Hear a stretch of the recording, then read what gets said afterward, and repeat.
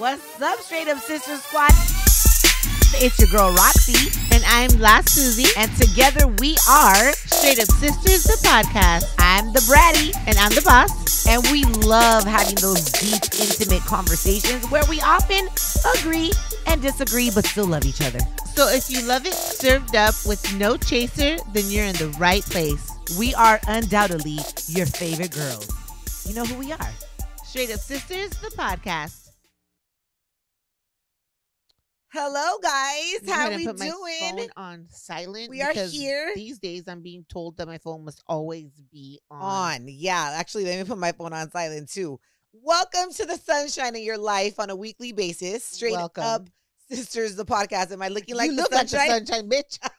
That's why I said that, because I was like, can it get brighter than this? Show everybody a preview of your belly. Oh my God. No, stand up. It's huge. God, my belly is huge, y'all. Y'all want to see it?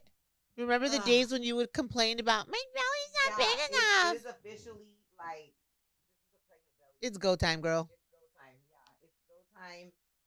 And she's so round. Literally, like, I will say that I'm pretty sure I can't hear anything you're saying right now. It's literally been, the expansion has happened the last 2 weeks of my pregnancy. Well, didn't everybody tell you that? To everybody that is pregnant and watching this, and I think it's like for first timers, because I think second time moms already kind of, I heard and moms have told me that when you're pregnant for like a second, third time, you show quicker because everything is kind of stretched out already. It's good used goods. Yeah.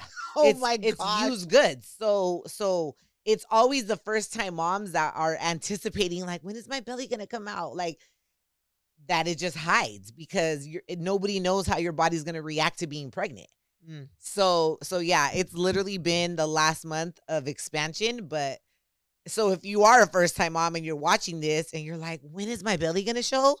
I was there, and it just takes forever to come out. The baby's going to come out when the baby wants to come out. Okay. And you know what I've noticed also? This is part of my rant. I have a few rants today. Uh-oh. Yeah. Here we go. No, I've been reading so much on labor and just the way everything works, right? And it's like, I really like to lead more of a holistic life, but then at the end of the day, you know, there's people that have water births, birth center births. Does Botox count in your holisticness? No, it doesn't. You know, it's a balance. It's a balance of both. Oh my gosh. But still, I was reading that it's a thing that doctors like to encourage women at 39 weeks to get induced. It's like this thing, and there's like articles on it, and it's just like for no valid reason. They just encourage, like, hey, so we're going to induce you at 39 weeks. And you're just kind of like, it's maybe not a valid reason to you, but there's validity in that. I don't want to be pregnant anymore. My baby is full. My baby is to full term. Full term is 40 weeks. Let's help me. Full term is 40 weeks, not 39. If you delivered her today, you'd be fine. Right. And she would be fine. But I'm just saying, there is no reason, if there's nothing wrong with the baby and there's nothing wrong with the mom besides a little bit of discomfort, there's no reason to have to be induced. To you. But I am talking about me. Are they encouraging you to be induced? Yes. That's what I'm trying to tell you. But you already said no. My doctor has already had the conversation with me, and I was like, she had a valid reason. But you don't see the validity in it. They just try to scare you because it happens to anybody that's like in their early 30s, 20s, and 40s. So how would you feel as a mother if you chose to not follow your doctor's advice and something tragic happened? Well, I think I want to follow my body at the end of the day, because at the end of the day, that's not what I asked you. Nothing tragic is going to happen. You can't say that. But I'm just saying, at the end of the day, you got to be able to trust your body, and you got to be able to trust your child that she or he is going to come when they feel ready. Now, you should also be able to trust your doctors. That's a very important relationship that you're going to cultivate. And I do trust my doctors, but when you start talking to other moms and they're like, yeah, I was induced for no reason. And I just did it to follow my doctor's orders, and it was so fucking painful, and I should have just followed my body and said, I've heard a lot of women that get induced that have horrible stories. I was induced because I wanted to be induced. I didn't want to be pregnant anymore. And then there's women that want to be induced. And it was not any more horrible that I would do it again. I just want to let my body do what it wants to do. Now it's very different if baby's been in there for 44 weeks and it's just like, okay, you know what? She needs to come out. That's a little bit too long. You know, she's been But baking still, in there a little bit too if long. your theory is let my body do what it wants to do and let the baby By come that when time- the baby wants to come, then it's a moot point, because then at that point you will induce. Oh, by that time she still wants to be in there. But by that time I'm gonna be exhausted of being pregnant. But she's not ready to come. But still, by that time I'm gonna be over it. And when mama's over it, then we're both going to be over it. Okay. You have no choice. Oh my God. But what I'm saying is, like, it's a thing. It's a thing. And I was reading this article that it's very unnatural when nothing's wrong with the mom and nothing's wrong with the baby. And you've never had complications in the pregnancy. It's very different if you're a high risk pregnancy, if you have high blood pressure, if you have diabetes. That's very different. But if we do a lot of things that are unnatural, going back to the Botox thing, stopping our face from wrinkling simply because we want to is unnatural, and it's going against nature. I know, but as humans find a way to justify what sounds good to us. No, and what I'm just saying. I'm just saying. What does not. But listen. You can have your opinion on this. That's great. But what I'm saying is, this is my journey, and I don't think there's any reason to be induced if there's nothing wrong with mom, if there's nothing wrong with baby, and if the baby isn't coming. I think you should literally let your baby get to 40 weeks and then think about it. But there's actually like a lot of articles on this that my midwife and my doula have given to me just to read. And the more you talk to moms, it's like the more it's just like a common thing. And then they use Pitocin. I was not offered an induction. I asked for one. Yeah. And the doctor was like, there's women that want to be induced. But I was also younger. There's women that want to be induced at 37 weeks. I mean, there's women that choose C-section. Like, yeah. Who cares what they choose? If it works for them, yes, and it fits their needs, then who cares? Yeah, it doesn't matter. But what I'm just saying is, like, it's just so important to get educated, I feel like, on everything, right? I think there is a thing of over educating or overindulging in the reading, because fear mongering is in every way. They will scare you into something. They will scare you into doing something, or they will scare you into not doing something. That's when it's very important to be emotionally intelligent, to be able to decipher what it is that you're reading, because there's an agenda everywhere for everything. But there's a lot of women, Susie, believe it or not, that they don't educate themselves on childbirth. They don't educate themselves on what to eat. They don't educate themselves on a birth plan. They just go and they're like, okay, whatever, just take baby out. Like, a lot of us did it that way. Because it wasn't so, it was Lamaze, and that was it. Talk about trusting your body. Always been, all you do is you went and you just did what came natural to your body. You didn't sit there in front of the internet. You didn't sit there. It was what to expect when you're expecting and Lamaze class. And it wasn't more complicated than that. And prior to my generation, there was many women that smoked while they were pregnant because there was no Surgeon General warning. There was women that only birthed at home because there was no hospitals. And guess what? Everything turned out fine. People are okay. Like, there is, I think personally, and I think we see it all the time, there is also like an overconsumption of information that goes on too, because I personally feel that you can get an idea of what you're about to experience is like, but you cannot determine exactly how it's going to go. Oh, you can't. Like what the odds are of this or that, who your nurses are going to be. I mean, there's so many variables that if you do overread, or you overread to the point where you think like, this is my birth plan, and then it doesn't happen that way, it could be such an ugly, and a lot of times experience. It doesn't. A lot of times your birth plan does go to the left. Like, you have to literally stay flexible. I don't even know what I already experienced everything you're about to experience, and I still don't even know what my birth plan would have been, like what I would have done different. I wouldn't have done anything different. Like, I have my birth plan written out.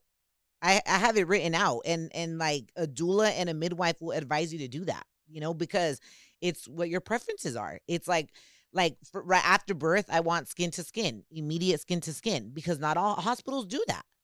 And it's like, see, I didn't even know that wasn't a thing, because that was just automatic. And for me, I wonder if any of y'all didn't experience skin to skin outside of any complications that maybe the baby needed to But be like, for rushed. example, a lot of people Hannah like got skin to skin. It wasn't even a question of. but it's like it's so beneficial for you. It's so beneficial for the baby. It creates a lot of happy hormone, which is the oxytocin. It helps like your uterus contract, like it starts to help it get smaller.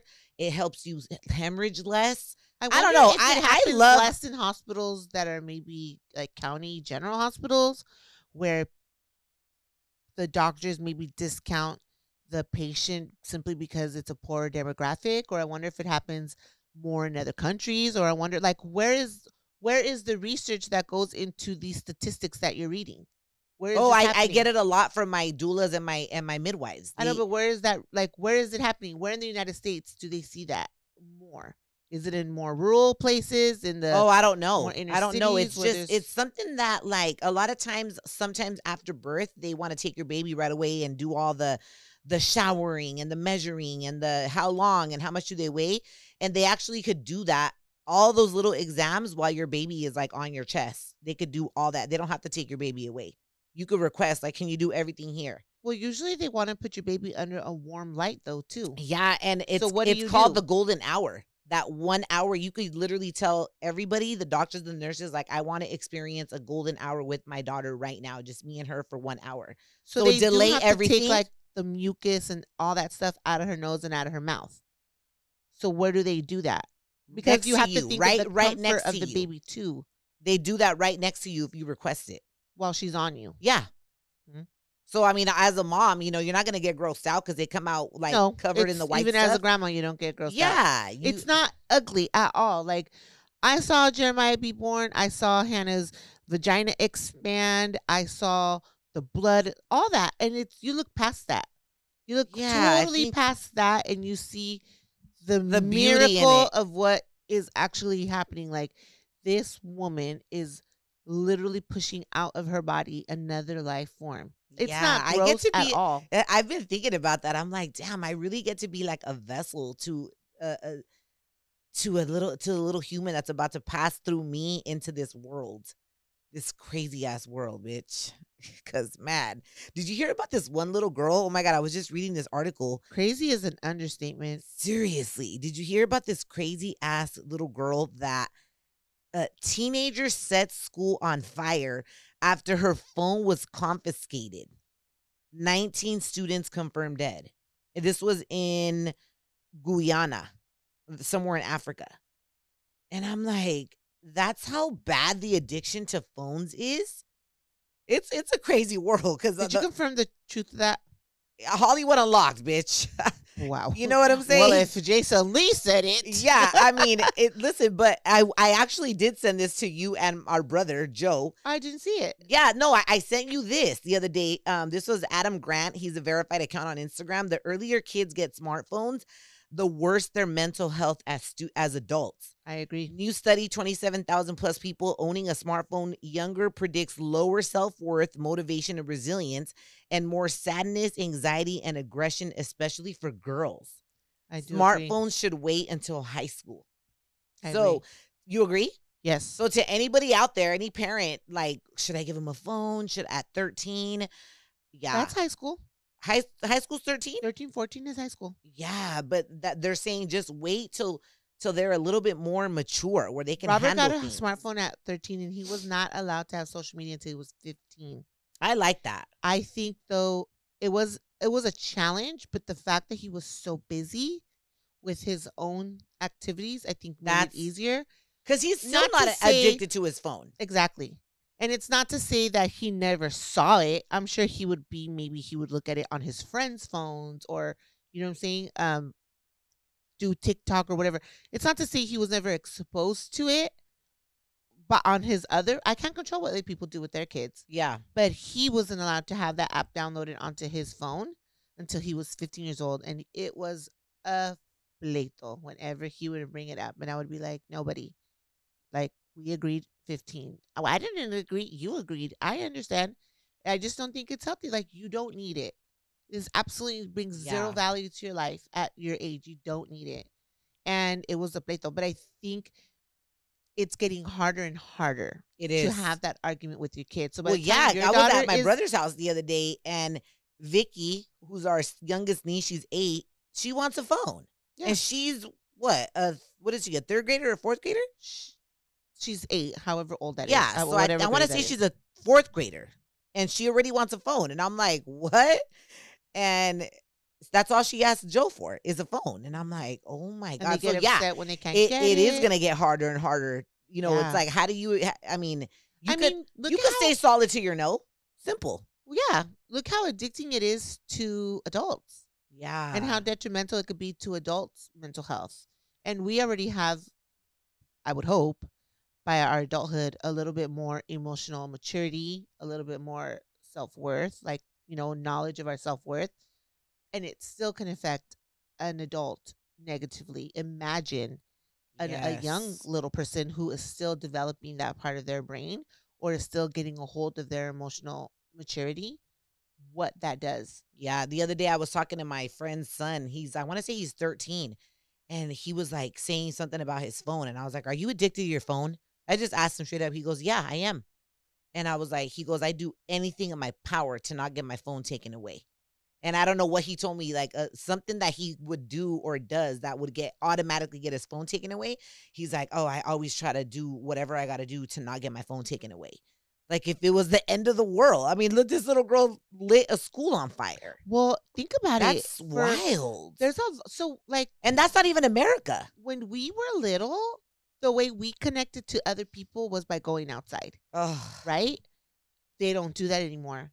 Look around your own neighborhood. Do you see kids skating? I don't. Riding their bike? Once in a while. So if you want your children to experience your childhood, but there's nobody outside for them to go and do that with, how are they going to do it? I mean, you could physically. I got to have multiple kids so they can play with each other. But what if you don't? Exactly. You could take them to a park and maybe experience. There's other kids there, maybe that are like-minded, but they're not in your neighborhood. Yeah, and one of my girlfriends, she goes to the park a lot because she takes her daughter and she's currently pregnant, so she's walking a lot. And she was saying that she goes to so many different parks. She loves to explore parks here in LA. So she likes to go to obviously nice parks, right? Where there's like other kids playing, and she notices like how her daughter's so friendly, and she'll go up to other kids and other kids like just ignore the little girl. And she, she's like, I feel so bad for my daughter. Like sometimes people don't want to play with her because all kids are different. Well, because people are standoffish. Little kids? Yes, because you mirror what you see. Yeah, so she said it hurts her feelings. My friend's like, it hurts my feelings to see like my daughter get rejected. They're like 1.5. Yeah, and what did Curtis say? Man from the Stars? That rejection starts to create trauma in them very young. Even in the parents. It is such a tricky. Parenthood is such a tricky place because so hold on. My girl was telling me that she goes to parks and that she'll literally see men at the parks just like sitting there alone and just scoping out. And she said the moment she sees that and she gets like a weird vibe from that man, because they're like, what is a man at the park doing by himself? I mean, that sounds so judgy, but it's. I mean, unless you're there, like people reading that a do book, like to take walks and enjoy nature. Not every man or woman, for that matter, a pervert, is a pedophile, right? That is something that's something she's dealing with. So I mean, but she gets a vibe. Like it's a certain vibe she'll get from certain men at parks, and she's like, the moment I feel the weirdness or like he's just honing in on certain kids, she's like, I'm out. Like I take me and my daughter, we're out of there, because it's usually like just her and her daughter. And there's a lot of moms with their kids, but she said there's some parents that they're not even aware of it because they're like on their phones, and then their kids are just playing with other kids. They're not keeping an eye on like who's around and just really like paying attention to your surroundings, really just being observant, But yeah, my girl's like, I just get the baby and I go, because who knows what's going on. You know what I say to that? What? Involve your children in sports. Yeah, but I mean, at 1.5. I mean, but there's little groups that you could take them to that helps them to socialize. Yeah, there's plenty. I'm gonna find all of them.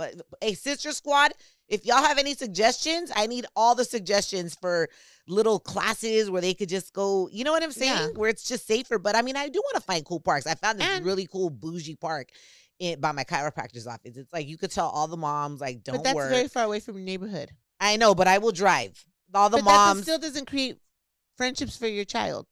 that are Yeah, in close proximity. We can have park play dates on certain days. Robert played sports and Jamal played sports since they were 5 years old. Yeah, I think that's still important. very young. So they learned how to socialize. They learned how to be team players. They learned how to be a part of something bigger than themselves. It kept them focused on something, right? It gave them purpose. Like it was, I think, and they were part of this community. Yeah. So I think sports is one of those things that if you don't have the ability, if they don't have more siblings or they don't have the ability to be outside because nobody's outside anymore, it gives them still the same endorphins, the same effect. And like for us as grandparents, when we have the babies, we are very active with them. Like they come over and they don't come over and just sit down on my couch and watch the TV or be on the phone. You know, like no, we are outside and we're riding bikes. So we hit up Joe and we'll go swimming or we'll go miniature golfing or we'll go bowling. We'll do stuff, fun things that keeps them active too. So as a parent, that requires your time and attention. Yeah. If you do not want your children to be slaves to their phone, chained to their phone or their tablets, then as a parent, you have to do your part. You have to show them what it's like. And I remember when Ariel was really little, she would ask me like, "Clemmy, can I have your phone?" when we would go to eat, and I would be like, "No, baby, we're at dinner or we're at lunch." Then my mommy lets me use her phone. I said, "I get it. I'm not gonna dog her parents out. Yeah. If I don't agree with your parents, it doesn't matter because I'm not your parent." Right. You know? And we're doing things different when you're with me. Yeah. So I would say to her, I would be just like, "Oh, I get it. Like, and that's cool."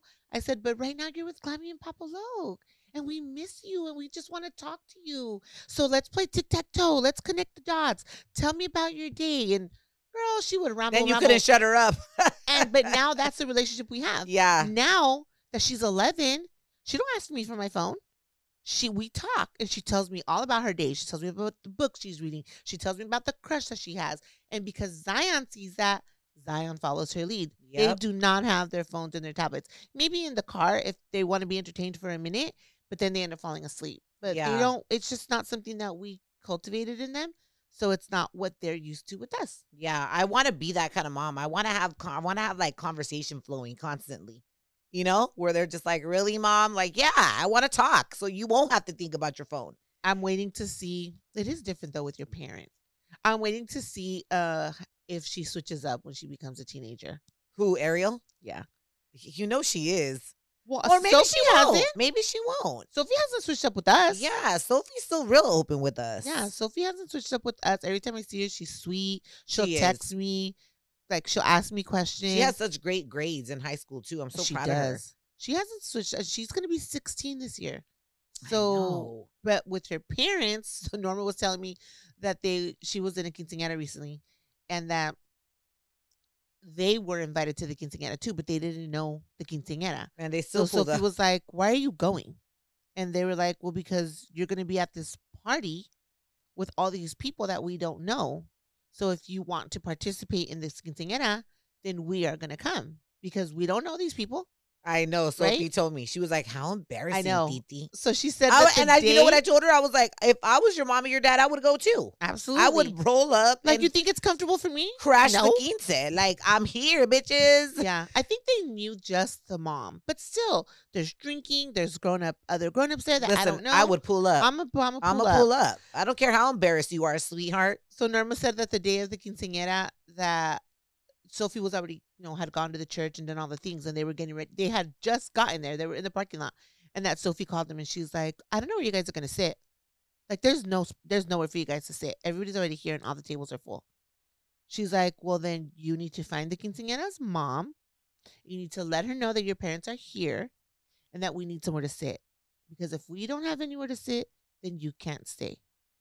Ooh. Yeah, and she was like, and that the quinceañera's mom, either she found her, or they called her, and she was like, "Girl, I don't know what Sophie's talking about. Like, your seats are set aside." And she was like, "Thank you." And she's like, "Can you believe it? She tried it." And I said, "Oh, I believe it. She tried it. I'd have tried it too." Yeah. Oh my God. Okay, what's your highlight or your rant? I don't even think I had a highlight or a rant. I have a rant. What? I'm looking at you, Sandra. Sandra, la comadre? Sandra. What did she do? My comadres came and got their hair done. It was like a beauty day for my comadres. And I'm there with Sham and Sandra. We're doing hair, right? And then Sandra starts cracking up. I don't remember exactly how the conversation actually came up. Oh no, I think Shami said, did you tell Susie? And I was like, did you tell me what? And she was like, I went to Supercuts and got a haircut. I was like, oh my what? gosh. What? I was like, why the fuck would you go to Supercuts and get a haircut? She was like, I said, first of all, I'm in Norco, right? So I'm about 20 minutes from where she lives. No shade on Supercuts, but when you have a friend that does bomb-ass hair. Best friend is La Susie. La Susie. Oh my God, I would never even think of going to Supercuts. Why do you need to go anywhere else and get a haircut? And then we have another good friend of ours. Her name is Josie, who lives literally around the corner from them, who also does great hair. So I was like, bitch, you have two options to get a good haircut. And instead you went to Supercuts. Tell me about your experience at Supercuts. Oh my God. What did they do to her hair? Just a haircut? Oh, I remember okay, so I was dry cutting Sham's hair because I didn't want to cut off too much. So when the hair is dry, you can literally see exactly what you need to cut off. So I was dry cutting her hair and I was face framing her. So like when I cut hair, I pull hair in all directions. I pull it down, I pull it up, I pull it to the sides, I pull it front, depending on the haircut that I'm doing. So Sandra has fringe bangs, right? Where they frame your face. So obviously those need to be cut from the front of your face. Oh my God, were they off? No, well, she said, she told Sham, I don't, like the lady that cut my hair she never stood in front of me. I don't think she cut my bangs. And then that's when Sham said, like, did you tell Susie what you did? And that's how the conversation got started. So I was like, she's like, I just didn't want to bother you guys. Lame. So she said, I will bother Susie until she tells me she has space in her schedule. I will be like, hello, like you haven't given me a time or a date. I'm going to start blocking you. No. You're annoying. No, I am. No. Yes. Well, then I'll just find somebody else. Okay. I'll just go back to my OG girl, Claudia. She's not even working. She's not even doing hair right now. Good luck. You're going to go to Supercuts too. No. So listen, so she tells me that the lady did a dry cut. And I was like, she didn't even shampoo you? She was like, she started cracking up. She's like, she squirted my hair with water. And I was like, so that's what they do at She Supercuts. didn't cleanse your hair. You had hair product in your hair. Who knows how many days old it was dirty. Why is it that some people do dry cuts and some people do wet cuts? Like what? I will always dry cut. Not always, but I will dry cut if necessary to make sure I'm not taking off too much length. But I will always dry cut on me. You always hair. freaking want to cut off my length. I always dry cut you. I cut you at the end. Cutting my hair. You don't get to determine that. You don't sit in my chair and call shots. Well, you only cut off my tips. You only give up. You don't sit in my chair and call shots. You can call shots wherever else you want to. Sometimes I'm like, Susie, don't trim it. I'm trying to have a certain look and you won't. So thank you. But for the most part, I'm definitely not trying to walk around with dead ends. Some girls will rock dead ends because they're traumatized. Not my clients. Raise your hand if you're my client and you have the most gorgeous hair you've ever had. No, I do have to say, you do know when to cut the tips, and then my hair grows more. Hair. My hair grows more. I know hair. I know hair texture. I know exactly what your hair needs to be healthy. I know. I could look at your hair and I could feel your hair and I could tell you to use this shampoo and use this hair product and use it at this frequency, and your hair will grow. And your hair will be the healthiest it's ever been. I like the shampoo you recommended. It's from Joico. Yeah. That's and it. Anyhow, let me finish telling you. So this lady, Sandra, my comadre, proceeded to tell me that she got her hair spritzed with water and that the lady did a dry cut, or I guess that would be considered a damp cut, didn't cut her bangs, and sent her on her way. Didn't style it, nothing. And I was like, bitch, and that's why you're here in my chair now. When I did her layers, she had no layers either. Like, when I was finished styling her hair, she was like, did you put volumizer, like texture spray in my hair? And I was like, no, this is your haircut. I cut layers into your hair, so you got body now. She was like, oh shit, I thought you had put product in my hair. So yeah, she betrayed me. She cut me deep. And she went to Fantastic Sam's or Supercuts, one of those two, I don't remember. And got and she paid $28 for that. $28 to get her hair spritzed with water and dry cut and no face framing. It wasn't even a complete haircut. Her hair was so grown out that her layers had grown out. The haircut was so awful. Oh my! That there was no shape to the hair. How do these people even get jobs at Fantastic Sam's or Supercuts? I mean, they are licensed, but a lot of them are like brand new. Oh, Because okay, they yeah, will hire yeah, new stylists. yeah. And if Of I'm being stylists that should honest, probably be assistants, huh? yes. Yeah. If I'm being honest, and not to say there may be some amazing. Listen, if there's anybody hairdressers listening that works at Fantastic Sam's or Supercuts, we're sorry, not sorry. I'm not sorry. I'm Oh not my! sorry. I don't want anybody to think we're dissing them either. But It's not a diss, but for the most part, a lot of stylists at Fantastic Sam's are new stylists. yeah, And they go there to learn. And that's the only way that you're going to learn. You're going to learn by hands-on. But I don't like the fact that they a la carte everything. So, for example, they'll let you come in and get the option of getting a dry haircut like Sandra got. In my chair, it's not an option. You're going to pay me my price for a haircut, and that includes your wash, your haircut, and your style. If you opt out of me not styling your hair because you're in a hurry, it is still one price that you're going to pay. yeah. If I you hate when I gotta rush out and not get my hair styled. It's rare, but yeah, it's still you're still going to pay the price. Now, if you have double or triple the amount of hair that most of my clients have, and it Like takes me? me a full hour to just blow dry your hair, then you will pay me more. But I get the family hookup though. you're not going to tell me like, oh, just dry cut my hair, Susie, and it doesn't work that way. I'm going to give you a full service. Yeah. So I don't like that.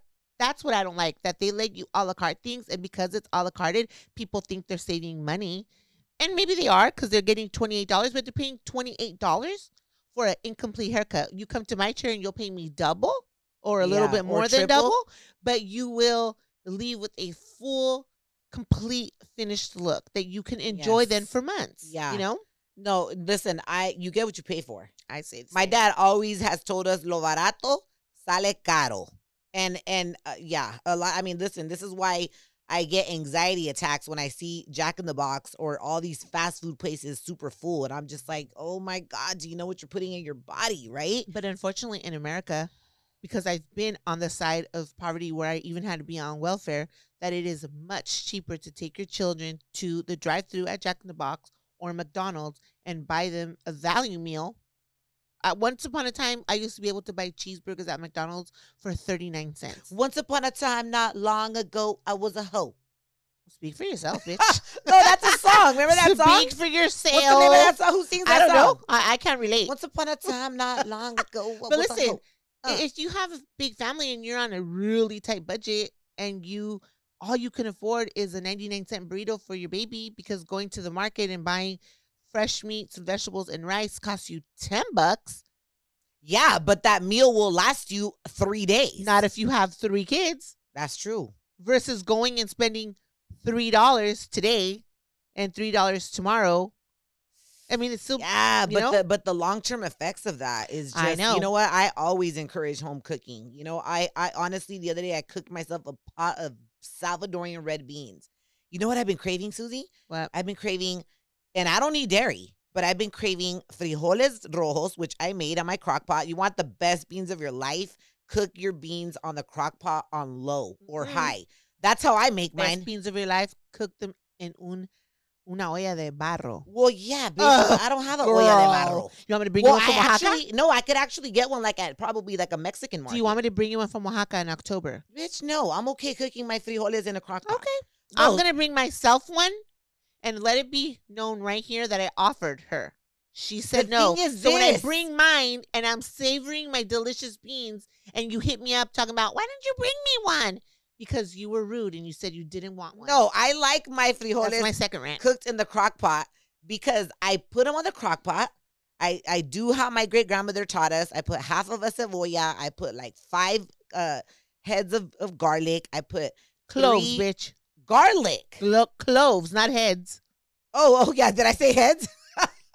Anyways, you know what I'm saying. 5 pieces of garlic and 3 hojas de laurel.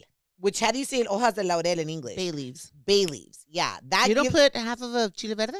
No, am I missing that? Do you know what I do? Because all that, eso todo se desborota. I know. So I put it all in a cheesecloth. And I tie my cheesecloth and I drop it in there so that way I could pull it out. It releases all the flavors, but I pull it out and my beans aren't messy. Oh, see, my beans are always messy. Not my bitch. Okay, where can I get a cheesecloth? matter. Amazon? Yeah. Oh my! I got mine at Williams Sonoma. Oh my God! Porque, you know. Hey, I never thought of that. How come you never told me that hack? Because you didn't ask. Well, now we know, y'all. Now we all got the hack. Because every time, you're right. Every time I cook my beans, they always look messy with the cebolla, with the garlic. I mean, they taste amazing. I watched the Food Channel, bitch. Okay, and so that's how they keep their shit clean. Okay, bitch. I'm buying a cheesecloth today. Cheesecloths and twine. Okay. You tie it up with twine? Pues sí. Okay. What happens if you put in the cheesecloth and don't tie it? Pues se desborota. Okay. Okay, so listen. So I've been craving red Salvadorian beans specifically. You know they sell those at the Mexican market. It says frijoles rojos salvadoreños, right? The rice, the way our stepmom makes it from Nicaragua. Why don't you ask her to make you some? Because I'm gonna try to make it myself. I can make it for you. But how does she make it like oily and good? Nobody makes it quite like her. Yeah. Ask her to make you some. Okay, I am gonna ask her to make it. So I've been craving her rice, and then I've been craving fresh nopales. Like, so imagine this, like rice, the beans on top, and a little bit of calito, fresh nopales, like a nopales salad with a piece of queso petacon. Oh, I've been craving that, but I'm afraid that the cheese is going to make me gassy. Yeah. But I've been craving it so bad. So I'm going to have it all without the cheese. And I'm going to put some dairy-free sour cream on top. I would just have the petacon one time. Yeah, but then I'm just going to throw it away. Hurt you. And then I'm going to throw it away. Imagine I have it right before I go into labor. Whoa, y'all. I'm blowing it up. Welcome to the world. Sorry. I would not want that to happen because I'm so close. I'm like, oh, hell no. But I've been craving that. Why don't you take like 4 digestive enzymes and then eat the petacon? You should be just fine. Doesn't that sound good, you guys? I thought it was petacones. There's nothing like home simple food, right? Like even when we travel. That's what I was going to say. An option to not going to fast food, it's even better to make rice, which is carbs, beans, which is a protein and a carb, and eat that. Even though it's dense, it's still healthier for your body. Oh, for sure. Than to go and do the fast food thing. So even if you're on a really tight budget, you can still make it work. You know what? I've noticed that when we travel, it's those simple foods, my faves, that make me the happiest versus like, fine dining. I mean, listen, I'm open to fine dining too. I'm open to it all. But I've noticed that when we do travel, it's usually that like even when you went to Belize. My favorite breakfast was $1.50 in the street. Yeah, but it's like the beans, the eggs, and those things. What are those pieces of bread called? Fried Jacks. The Fried Jacks. Woo! Like just that was enough to be like, oh yeah, I could eat this every day. Literally, I could eat it simple, honey. Okay, anyways, y'all, those are some long ass rants. Okay, so today you didn't even rant, but too late. Time's up. I did rant a little bit. I wanted to keep the show like fun and light because sometimes I feel like our topics could get like really deep, And I was like, you know what? We're gonna play a game called How Well Do You Know Your Family? Woo! I'm gonna win this game. Yeah, I already won. Why? Because I know everything. Because Susie's reading the questions. Everybody. No, because I literally know so much about you guys. You know what? You don't pay attention. What's my middle name? You know what? Veronica. Oh, okay, pues. Oh, God. I remind myself of Vicky so much. Vicky, when I go get my nails done with Sophia, she's always in her own world. She's Same birth order. Like her mom will hit her up. She's like, what? Like something she told her like 10 minutes ago. She's like, I don't remember you said that. I was like, you are so. And then Sophia, I see her. She's like, Vicky, put it back. Or like bossy. She's like, dude, I've told you 3 times already. And I'm like, I see the birth order so clear. It's hilarious. Like, and Diego? Diego's literally in his own He's in his own world. Like, it's the middle child is always like just like totally left out, That's why some people don't like to have odd number kids because they're like, somebody always gets left out. Anyways, y'all. How well do you know your family? Coming right back. And we're playing that.